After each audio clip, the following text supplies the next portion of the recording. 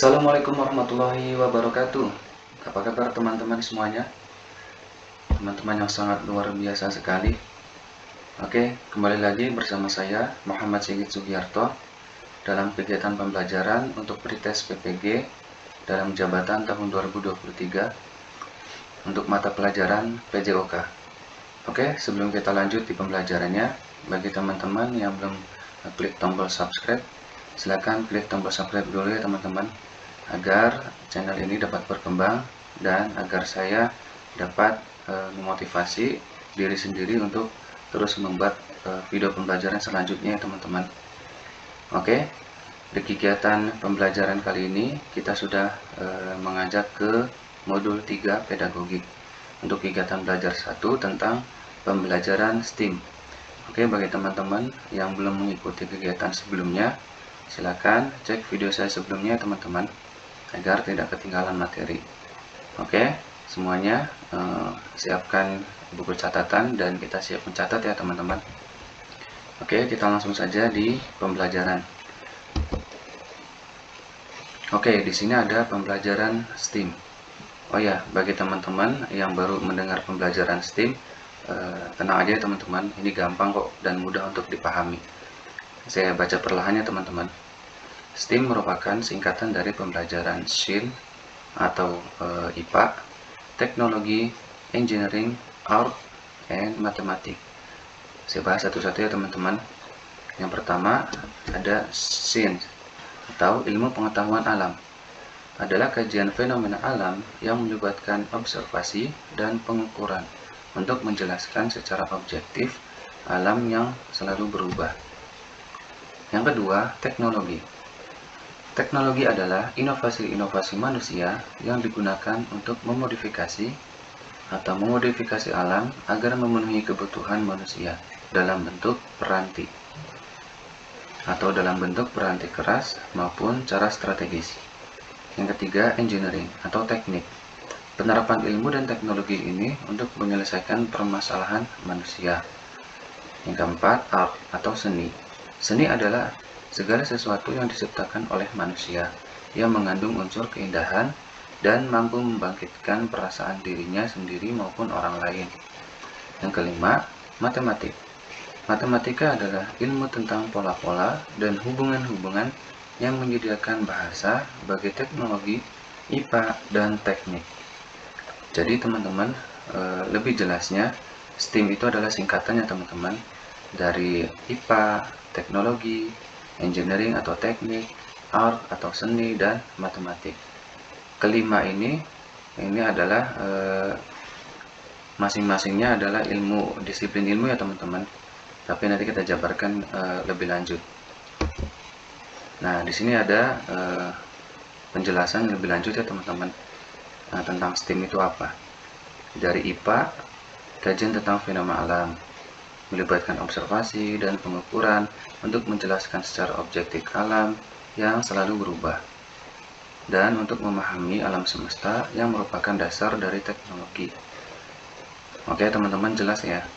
Yang kedua, teknologi, yaitu tentang inovasi-inovasi manusia yang digunakan untuk memodifikasi alam agar memenuhi kebutuhan dan keinginan manusia, serta membuat kehidupan lebih baik dan lebih aman. Yang ketiga, teknik. Penerapan ilmu dan teknologi.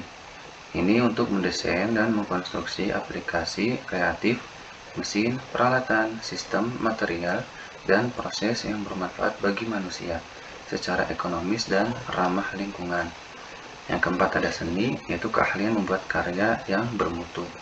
Yang terakhir ada matematika, ilmu tentang pola-pola dan hubungan-hubungan, menyediakan bahasa bagi teknologi, IPA, dan teknik. Ini penjelasan selanjutnya ya teman-teman. Oke, saya harap teman-teman di sini paham ya tentang STEAM itu apa. Kita lanjut ya teman-teman. Nah, di sini ada 3 pendekatan dalam pembelajaran STEAM. Yang pertama, pendekatan silo. Pembelajaran bertumpu pada masing-masing bidang, atau pembelajaran bertumpu pada masing-masing bidang pelajaran sehingga memungkinkan peserta didik untuk mendapatkan pemahaman yang mendalam dan dilakukan penilaian pada setiap bidang pelajaran STEAM. Jadi teman-teman, di pendekatan silo ini, semua mata pelajaran ini dipisah-pisah ya teman-teman. IPA terpisah dengan matematika, matematika terpisah dengan seni, dan seni juga terpisah dengan teknologi atau teknik. Jadi semuanya terpisah ya teman-teman. Ingat-ingat ya, untuk pendekatan silo ini, kata kuncinya adalah terpisah. Oke, dan penilaiannya pun terpisah. IPA terpisah, matematika terpisah, jadi berdiri sendiri semuanya. Oke, paham ya teman-teman? Yang kedua, ada pendekatan embedded atau tertanam. Saya bacakan ya teman-teman. Pendekatan tertanam atau embedded ini pada STEAM lebih menekankan untuk mempertahankan keaslian materi pelajaran yang menjadi bidang utama. Tidak fokus pada mata pelajaran yang tertanam, dan materi pada pendekatan tertanam tidak dirancang untuk dievaluasi atau dinilai. Contohnya di pembelajaran sekolah menengah. Ini bisa di sekolah menengah pertama ataupun sekolah menengah atas ya teman-teman.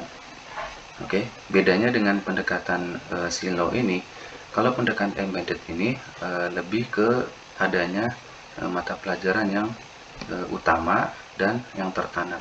Di sini ada contohnya. Ini adalah bidang yang utama adalah IPA.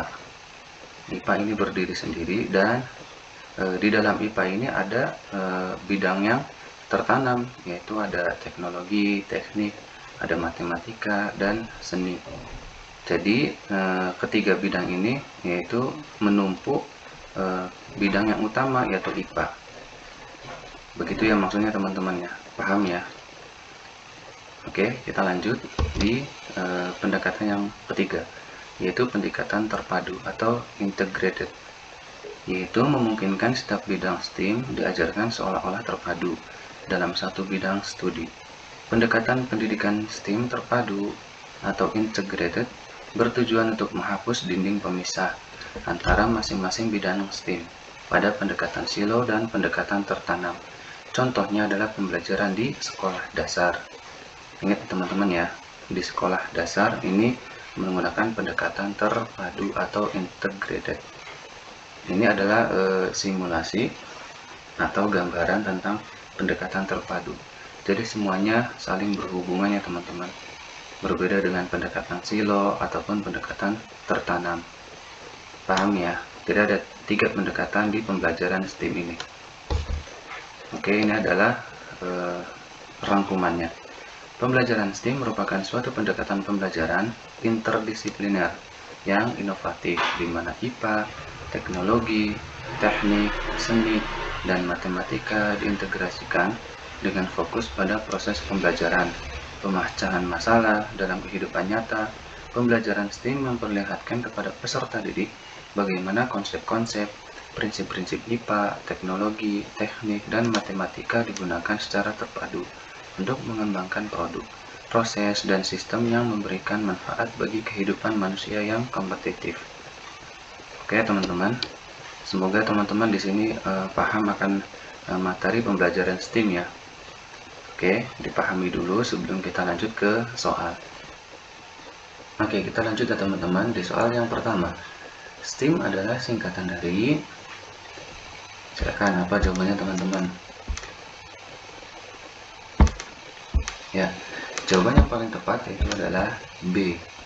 Science, Teknologi, Engineering, Art, Matematik. Oke ya, paham ya? STEAM. Di sini teman-teman jangan sampai lupa ya. Di sini bukan teknik juga, di sini bukan. Ini juga salah di nomor C atau bagian C itu manipulatif, ini salah. Dan yang terakhir itu yang D itu teknik itu juga salah ya teman-teman. Jadi teman-teman harus jeli di sini ya. Oke, lanjut di soal nomor 2.